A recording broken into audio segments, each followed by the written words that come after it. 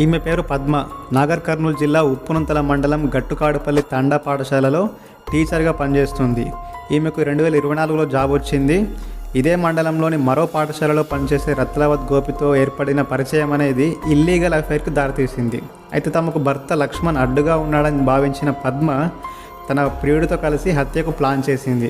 గత నెల 25న నిద్రిస్తున్న లక్ష్మణ్ను ముక్కు నోరు మూసి ఊపిరాడకుండా ఇద్దరు కలిసి హత్య చేశారు.